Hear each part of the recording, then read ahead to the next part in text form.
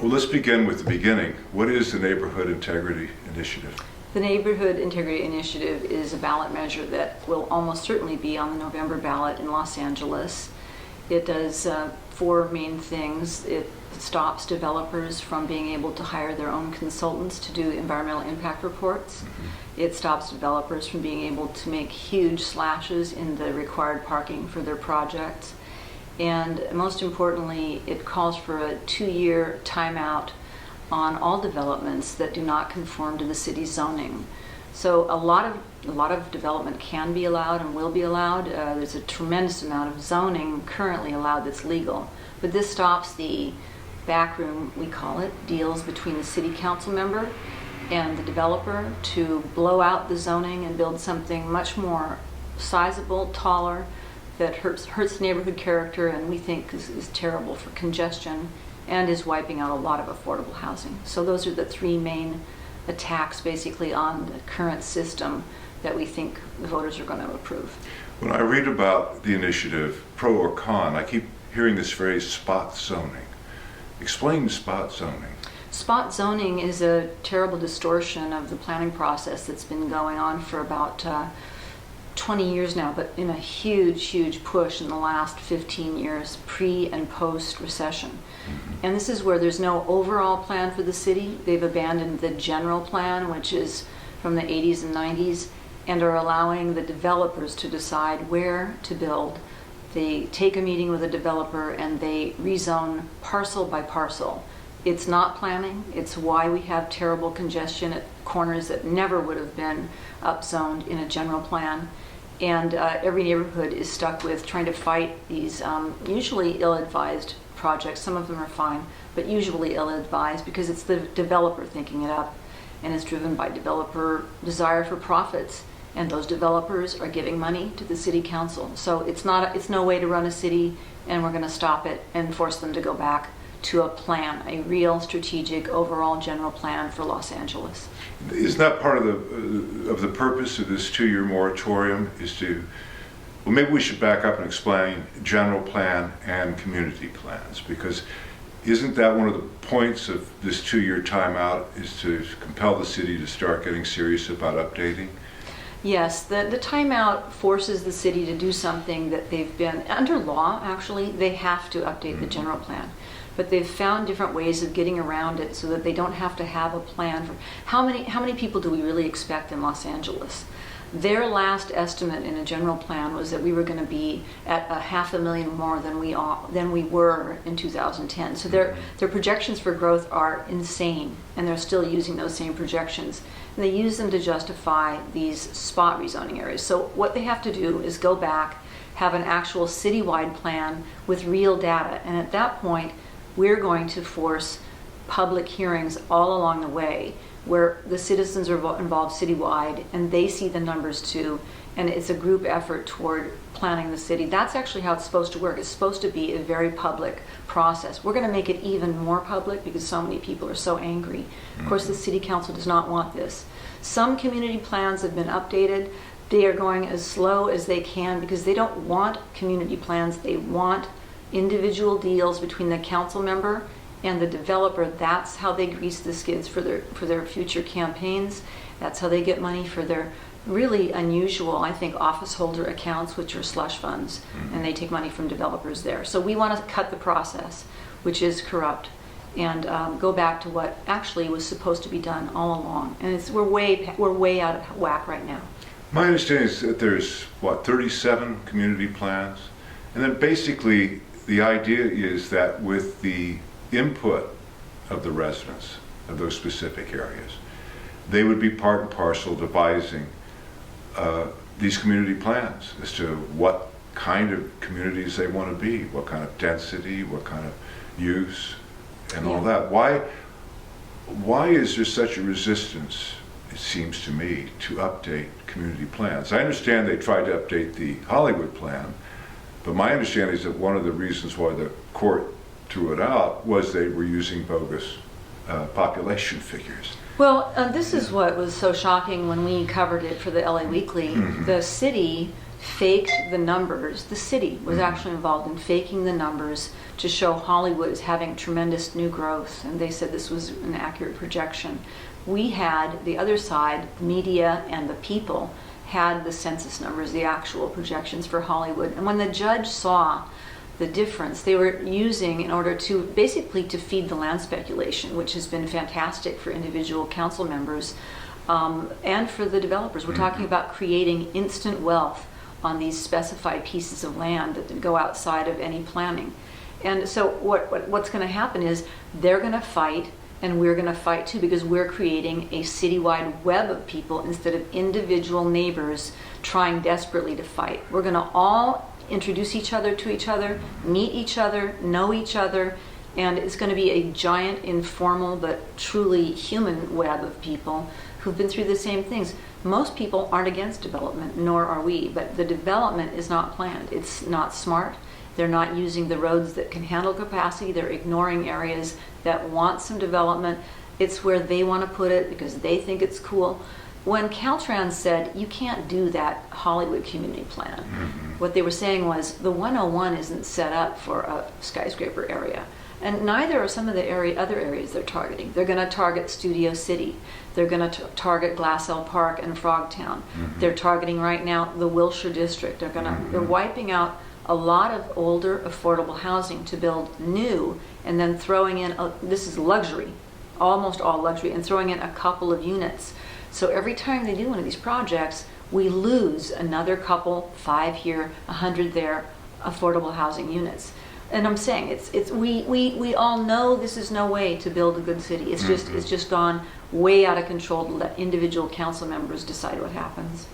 Some of your opponents have been really hammering this whole aspect that this initiative would stop or limit affordable housing in LA. That really seems to be their banner. I'm a little puzzled, only to the extent that in the Miracle Mile between Fairfax and La Brea, since the year 2000, we've had 1,700 new market rate or luxury units added. We've lost about 50 to maybe 70 rent stabilized units, and after the dust has settled, all we've gained is two affordable housing units back. Yeah, right. And that is the pattern.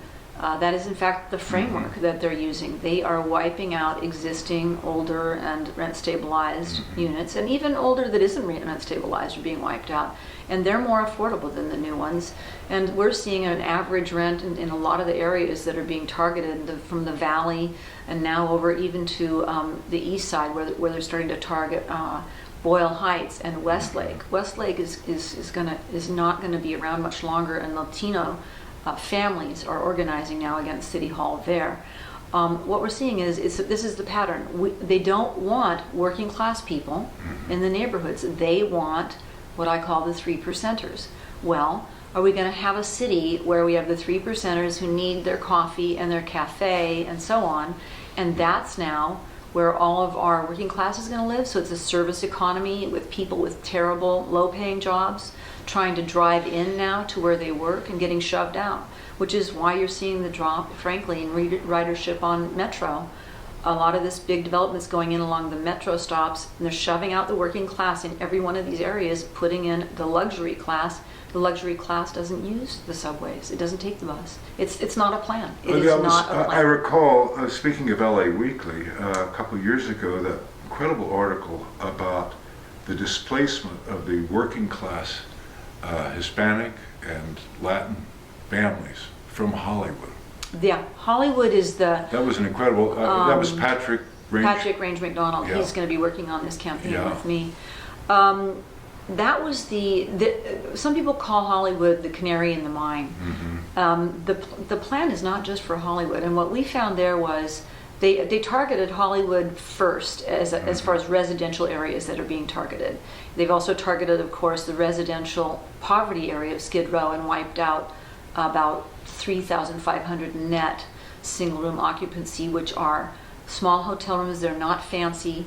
People move into them to try to get off the street. It's a transition. It's very humble housing. And LA City Hall, the city council, and the mayor, and the previous mayor, have wiped out a net of about 3,500 of those, and that's why you see homelessness. It's been terrible. And they're putting in, it's the 3%ers coming in, and I'm not complaining about the 3%ers moving in. I'm saying this is no way to flop around a city, treat people like chess parts, and just essentially gentrify away our working class. That's what happened in Hollywood. About a loss of about 12,000 people net just vanished from Hollywood at the very time that Eric Garcetti said Hollywood was growing, and that was a lie. I've noticed. I was reviewing some of these articles that have appeared in Street's blog, and this one is titled "Coalition Grows in Opposition to Proposed No-Growth Ballot Initiative." And in it, a gentleman named Robin Hughes, who's President and Chief Executive Officer for the affordable housing provider, Adobe Communities, he says, quote, "If this initiative passes, construction of affordable housing in the city of Los Angeles would grind to a halt," end quote. What is that based on? You know, we were expecting this attack. We are asking the affordable housing community to show us the projects they've done so far in Los Angeles that needed a zoning change. Most affordable housing is in fact low-rise because it's so expensive to build affordable housing in a high-rise. High-rises are luxury. That's why they can only add a few pieces of affordable housing. So what we've gotten so far is silence. What we know is that unfortunately, and with all due respect to the nonprofit people attempting to build affordable housing, they have become linked at hip to hip with the luxury developers and rely to some degree on how many deals the luxury developers can get. They're ending up with little bits and pieces of funding and it's a little bit like spitting into the tsunami because we're seeing a wipeout of affordable housing, and these small groups are trying to survive by building into it a small amount of affordable housing. That's not going to work. That's a disastrous approach. And again, all due respect to the people in the trenches, but they are losing the battle for affordable housing in a massive way because of the spot rezoning. There's another, just going back to this Streets blog article, because I wanted to hear your response to some of these. Another gentleman, hold on, I'll tell you his name, it's on the other page, named Hughes. Hughes. Oh, that's the same one, Robin Hughes with Adobe Communities. Said that the measure would continue to squeeze the middle class by severely restricting the amount of housing that could get built in LA in general. Is that back to the trickle-down theory that if we keep building all these luxury units, that somehow it creates more middle-class housing? Yeah, they're going for a trickle-down. If they build enough luxury housing, somehow the middle class will get their hands on some other housing. That's not what's happening, of course. That's saying black is white and up is down. That hasn't been our experience in Miracle Mile. It's not happening anywhere. These are two different markets. Luxury is only for people with money, and luxury housing only drives up the rest of the land around the luxury housing. It doesn't repress it and suddenly create affordable housing nearby. The stuff that's on that block also goes up. The landlords on that block want similar rents to what the luxury place is getting, not as much, but similar. They raise their rents. This is a falsehood. And I'm really sad to see it because they're, of course, wiping out the middle class housing while they do this. And we're saying, time out. We need a plan. This is a locomotive that doesn't have an engineer, and we need to put some sane people back in charge. And by that we mean public hearings with humans instead of people who are all in on the game. Real people, everyday people. They have done some great things. The citizens of LA have done some great reforms over the years, and they're going to do a great reform out of this one too. This moratorium, would it have any impact if you're putting an addition on your house, or? As long as you're within zoning, if you don't have to go to the city council for a legislative change to the general plan, you're fine. And most people, when they're doing it in addition to your home, so there'd be no impact. Yeah, most people can do what they want with their homes. They have to seek something pretty dramatic to be affected by this. There are dozens of amendments right now to the general plan, sometimes per week. it's all coming from big time developers. That's who's using this huge loophole that's been created by the city council. And it's more than a loophole, it's a way of life now for the city council. Every day people can continue to do what they want with their houses almost yeah, by and large, unless you really want a zoning change, which would be unusual if you want a plan amendment change that is so big that the city council has to vote on it. And I've had a few people mention, what if you're opening a little restaurant in like the Miracle Mile, where again you have to get into covenant parking because you don't have the on-site parking and you need off-site. Are those impacted if a small restaurant is trying to open business? Well, it'll depend. I mean, if you're a small restaurant and you want to go outside of zoning, and zoning requires that you find parking spaces, and you haven't found any, you're going to have some trouble during this 2-year timeout if you have a plan to build something that creates a need for parking and you don't have the parking. If you're within zone, in other words, you want a 2-story place in a 2-story zoned area, you can build without even going through any of the plans. It's by right, like a lot of cities where they have a plan, they tell you what you can build, and you go ahead and build it. That's not how LA works. They don't have a plan. They decide what to let be built based on who lobbies them the best, and it's usually the private developers.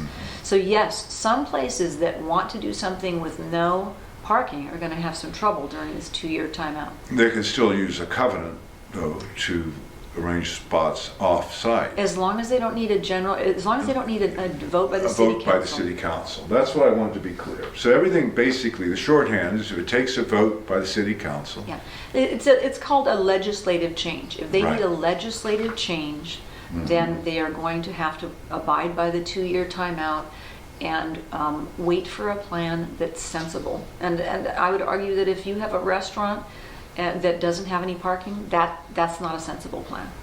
And I assume in this part of this article, they're getting into another quote. This is from Bart Reed, Executive Director of the Transit Coalition.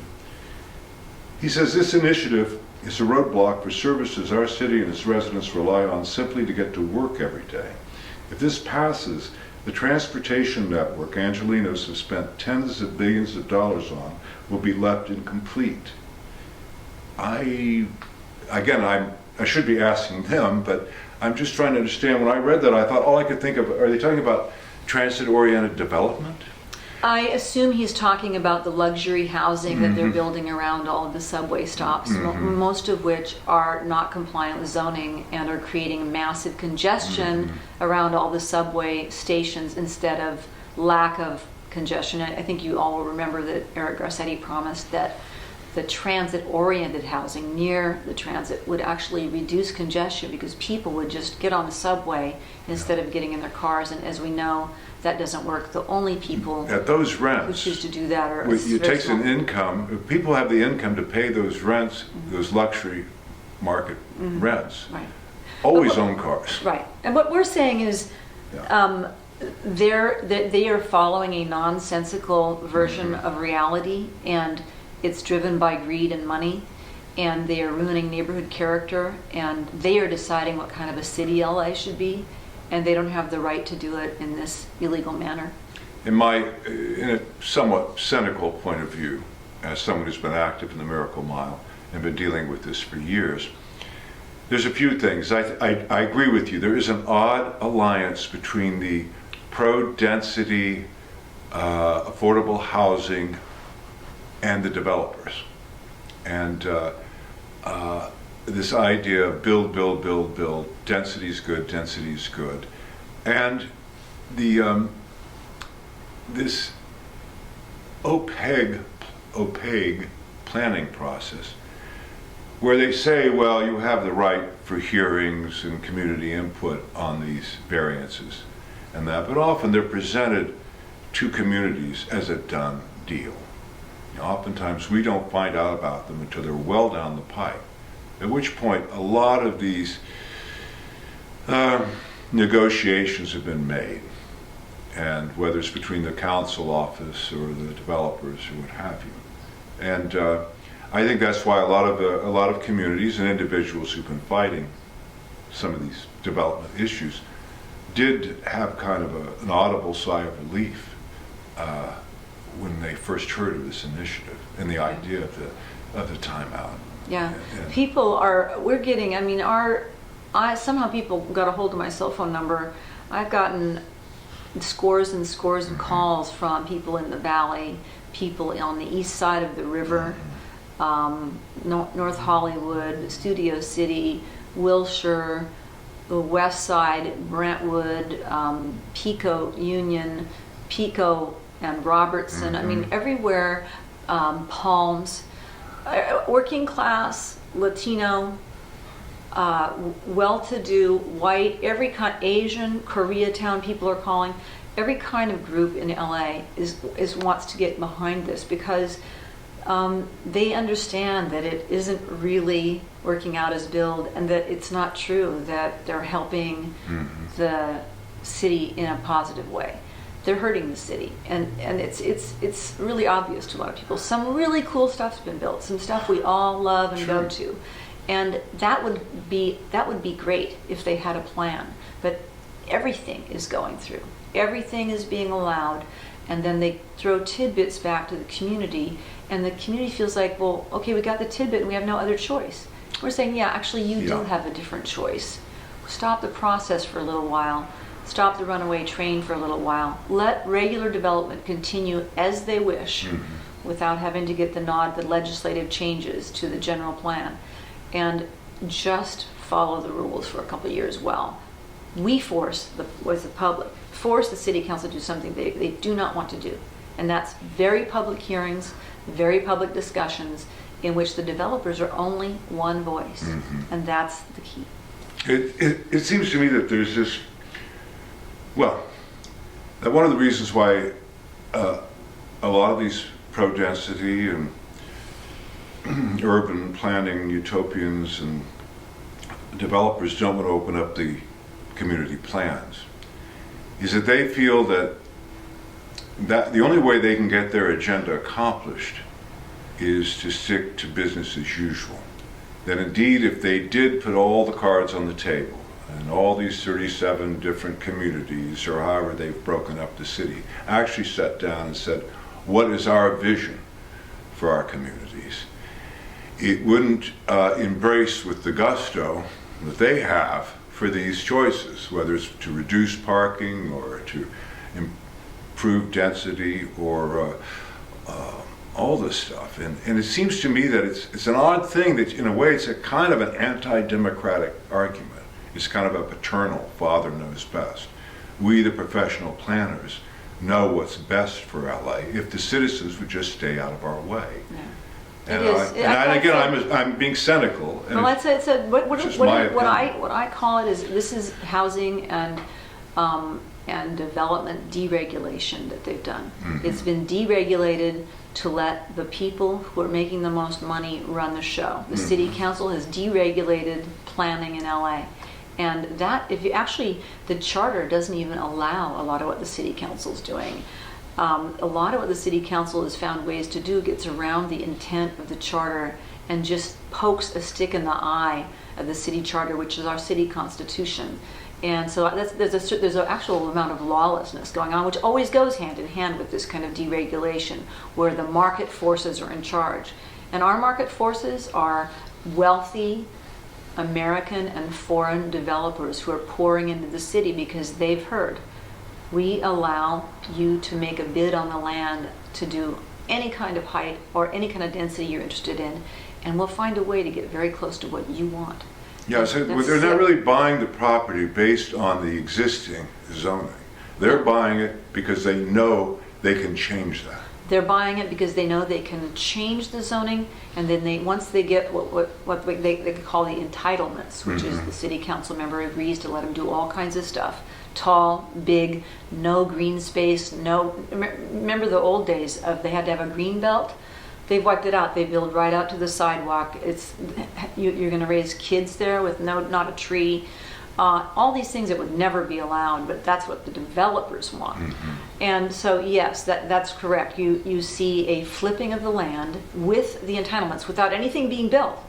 The developer has the land, they get the agreement with city council, they sell the land.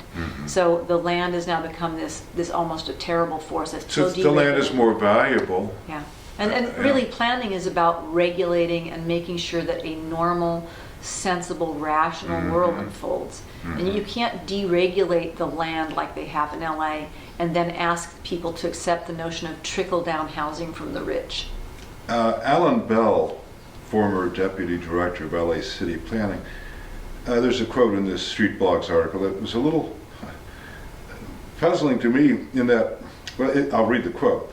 The way the initiative is worded, it would limit the ability of the city to correct planning decisions made in the past that allowed nuisance uses, like auto shops and recycling centers in certain neighborhoods. And what puzzled me is that, well, it would limit, he says, the initiative would limit the ability to correct basically mistaken planning decisions. Isn't the whole idea of this is that we, by getting back to the general plan and revising the community plan, isn't that the way to correct poor planning decisions? I'm a little baffled. Yeah, I by think he's this. talking about some piecemeal things they're trying to do to undo things that the city council has done in the past. And, you know, really, that's how we got into this mess, by trying to change things on a small Yeah, we're putting Band-Aids level. on top of Band-Aids The on top of Band-Aids Band-Aids. are just backfiring right and left. Yeah. And we're just saying, no more Band-Aids. You guys screwed it up. We need to come in now and fix it and do it like a normal, intelligent city would do it. Now, there are some limits. This initiative would impose, some people say, limitations or guidelines in how these community plans could be revised. Well, if the initiative passes, which I expect it will, in the future, projects cannot be approved that don't follow the new zoning in the new general plan. You cannot amend. The amending process, changing things around bit by bit around the city, is not going to happen. Whatever the underlying zoning is will be followed in every area. That's the idea, and that's actually what intelligent cities do. And LA has gotten so beyond that people forget that there used to be a reason for having a citywide framework that was really detailed and everyone understood what to expect. Now people will understand what to expect. You'll know, for example, if you move into an area where 3 stories is allowed, it's allowed. And that will continue to be allowed. Can you decide to change it to 6? No, not under our proposal. It will stay the way it is until they one day again revise the general plan years from now. But this will be based on real projections of population. And don't forget, this is key, Los Angeles is no longer a boom town, even though the mayor wants you to think so.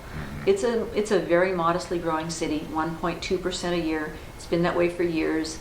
The city's forecasts and the forecasts by this agency called SCAG have been insanely off for decades because it allows them to really intensely develop areas that they've chosen, even though LA isn't actually growing.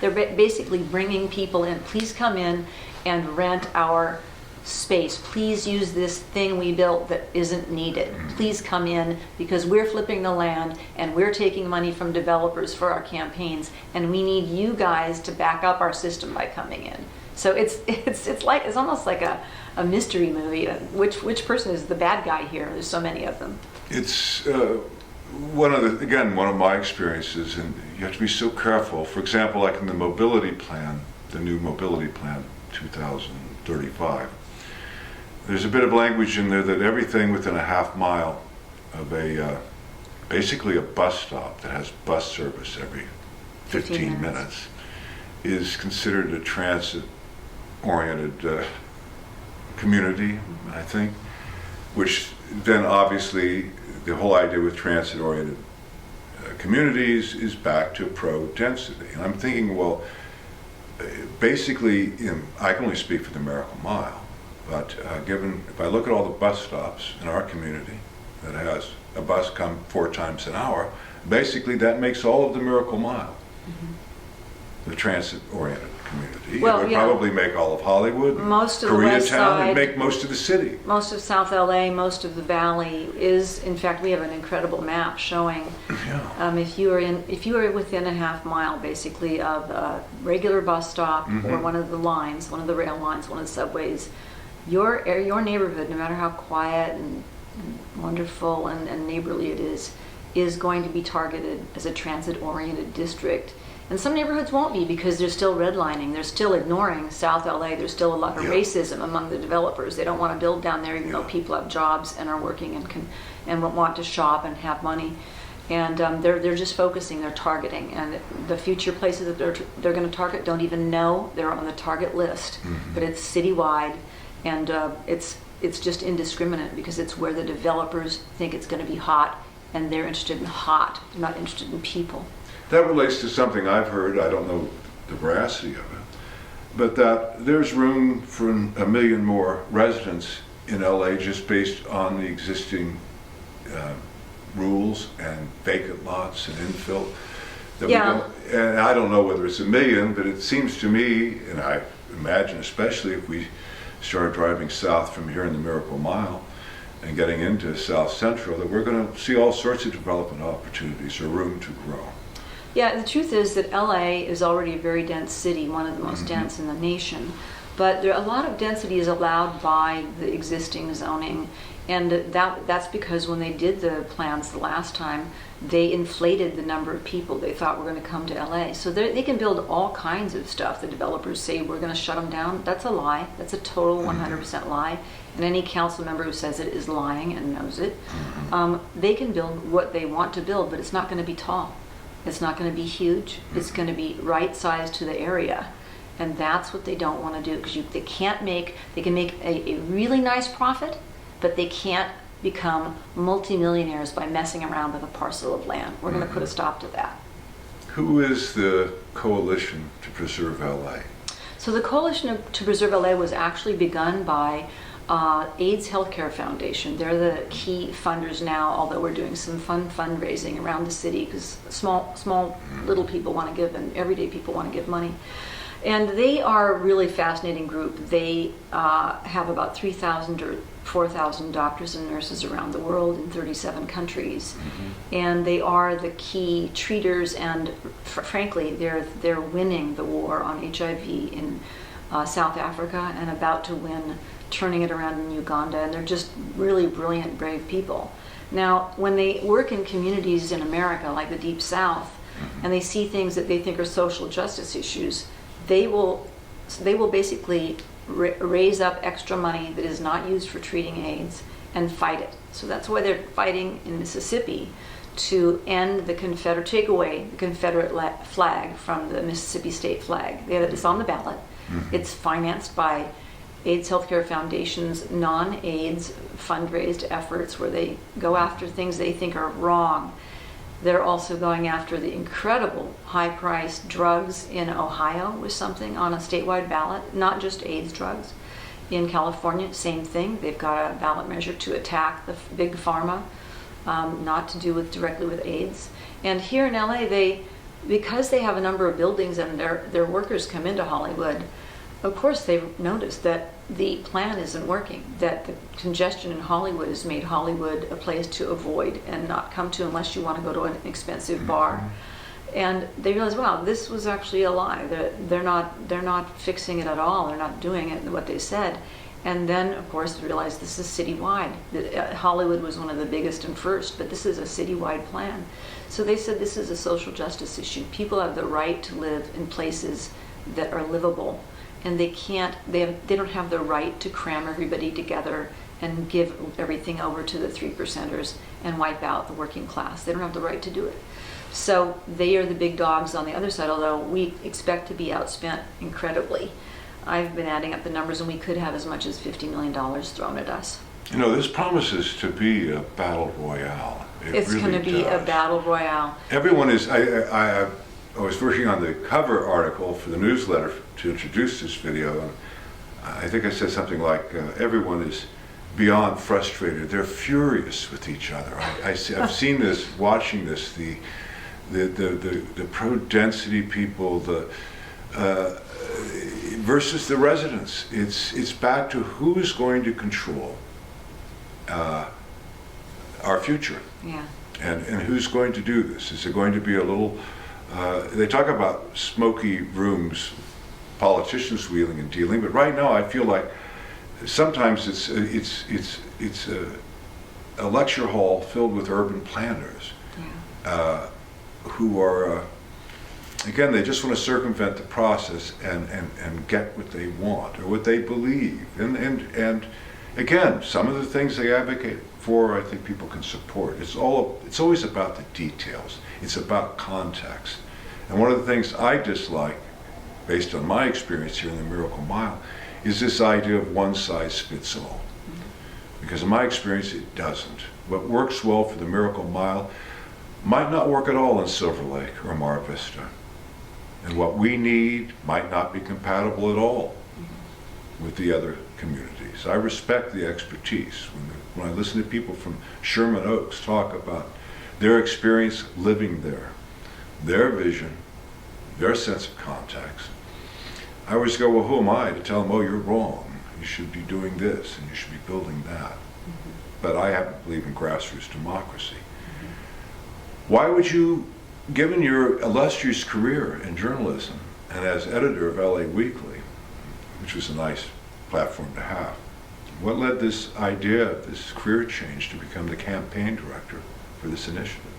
Well, you know, I felt for a while that I was primed to get out of journalism because right now journalism is caught up in a war of its own in which page views are really too powerful of a force, and getting to the bottom of investigative questions is not as powerful a force as it used to be, not nearly. Everybody's under pressure to get page views for the stories they write, which results in advertising. And so now you have the writers and editors directly linked to the effort to get the advertising. And it's an uncomfortable and I think ultimately an unworkable business model. You need the editors and writers to be separate from the effort to raise the money to pay for it, or they will not be able to do the kind of in-depth stuff, which is not big page views. I mean, the best investigative stories that are written are read by smaller groups of people who then begin to exert pressure on the governments who have done something wrong.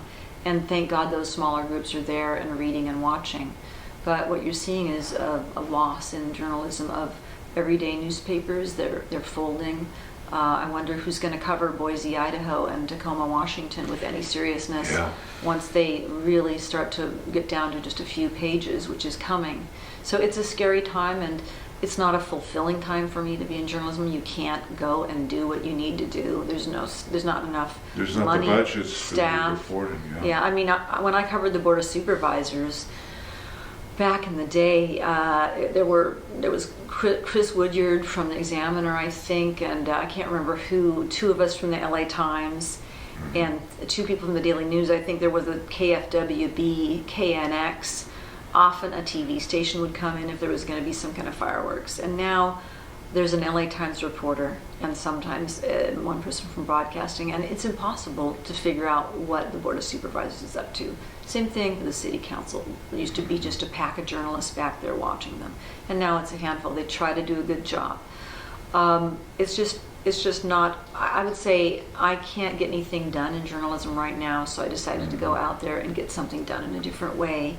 That is more fulfilling for me and that I think can help the city in a bigger way than being a journalist right now. You've always had a reputation as being very politically interested and politically savvy as a journalist. Where does this interest in politics come from? Is it because it's such a juicy topic to write about or explore?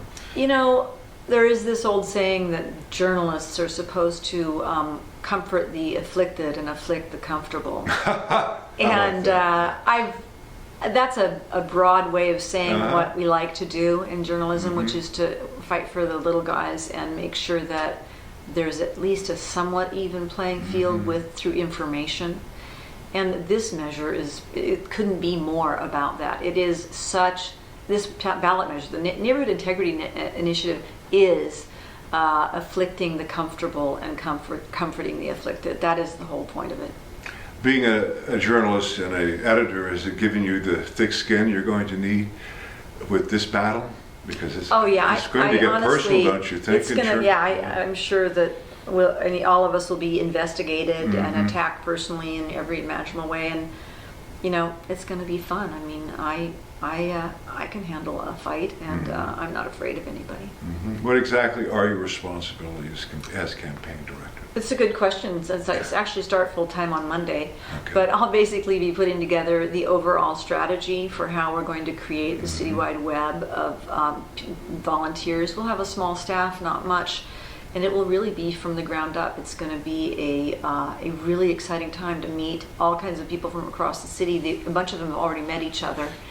And we've had some group meetings of people, basically when people call us and we ask them what their interest is, what their project is, or what their fear is, and then we figure out what skills they have, and we introduce them to the next person, and they introduce themselves to the next person. And it's really going to be like a giant, what did they used to call those parties where you took a little bit of baked goods or a hot dish to a round robin, and you keep moving on all evening to the next house. Right. This is going to be a citywide round robin that goes after the developers. To try to stitch together all these disparate groups and individuals who've been fighting on their own. Let's talk about the how many signatures does it take to get the initiative? It's 63,000 approximately, and we need them by April 26th. April 26th. Is that doable? Oh yes, that's utterly doable. We are asking people to join in and help us and volunteer, and we've got people out there. We've had people out there for a few weeks now gathering signatures, and we're very confident. But we want people to buy into this and help us with the signatures. We want everyone to come in and join us. It's really fun, and people are having a great time meeting each other, so we're asking people, come on in, join us. Do you anticipate that once you've secured all the signatures, that that's when the real fireworks will begin? That some of your opponents are waiting to see if you do qualify, or are they? Everyone's I've spoken to, pro or con, seems to think it's a done deal that you're going to qualify. Yeah, I think we'll qualify. I don't know when they're going to, I mean, I think they're going to probably unveil, if I were them, a series of fireworks displays throughout the time that we're going to be fighting each other. And then, of course, with a big extra run-up in August and September as people start voting. But we expect fireworks from the money side and the people who have money to lose off the table, throughout this fight. Why did Richard Riordan endorse the neighborhood integrity? It was the most fun phone call I've had in a long time, driving along in my car, and Dick Riordan called me. And he said, Jill, I'm for development. And I said, yeah, I know that. And he's the guy who tried to change it so that you could actually plant a tree without 7 different city permits, if you remember, or something. It was really funny. But a lot of other stuff through where he cut through red tape. And he believes in development. He is pro-development. But he said this was never what we were talking about when we said LA needs smart development. We never, ever, ever meant for it to be land parcel by land parcel, driven by developers' choices about what was hot, in meetings, private meetings with a planning deputy for a city councilman and a member of labor and the council member. That's not the community. That's not smart. And it's so horribly distorted, and I want to do whatever I can to help you guys stop this. It's ruining LA. It's killing neighborhoods, and he's a Catholic, and he's very into, and has always been into, a lot of projects that help the poor. He's a big philanthropist, and one of the key people who has spent millions and millions of dollars making sure that adult immigrants learn English. That's been one of his big programs for the last 20 years, a privately funded Puente Learning Center. And he basically said, this has gone so far, this is crazy, and it's been distorted more and more each year since he left office. And he's like, we got to get back to a normal process. We have to have a general plan, and we have to stop shoving out the working class, because they're still the backbone and need to be the backbone of LA. And you will never build an important city on 3%ers who need people making minimum wage to serve them. That is a terrible. That's what San Francisco has done. They've driven out their Black and Latino residents, and you have, of course, extremely rich people now and incredible homelessness. And we do not want to be San Francisco. Is it a coincidence, since the advent of this initiative, that suddenly Garcetti replaced Michael O'Grant as Director of City Planning with, who's the new guy, Vince? Well, there was Michael, I Richmond. Never Say No, Logrand. That was our experience here in the Miracle Well, Mile. the Weekly looked at it and we found that about 95% of his decisions were for the developer. I think it's almost 97% now. I could be wrong about that. Don't quote me. We don't know. We don't know why he brought in a semi-rational person to run those big decisions, those big zoning decisions for him. We don't know what to expect from this new guy, because they crushed Gail Goldberg when she had a few ideas about intelligent citywide planning. Sure did. And she's become part of the naysaying, against us, and it's really sad. In fact, we see that a lot, where once people get absorbed by the system, they can't speak their hearts. We don't know what he's going to do, but I have not seen any single person who's been able to stop this incredible force. If you can think of it in terms of a tsunami, and then you get a really great boatmaster to come in, that boat's going to be crushed. So I don't expect a lot from this change at the top by Garcetti. I think it's a very nice PR move. This has to be systemic change by the voters. They've forced us to do this, and now we're going to do it.